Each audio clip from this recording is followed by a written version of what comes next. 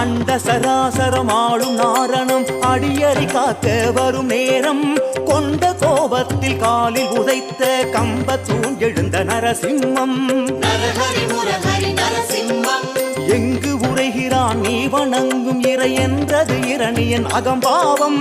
எங்கும் உளன் என்று காட்டிடவே ஹரி எடுத்த அவதாரம் நரசிம்மம்.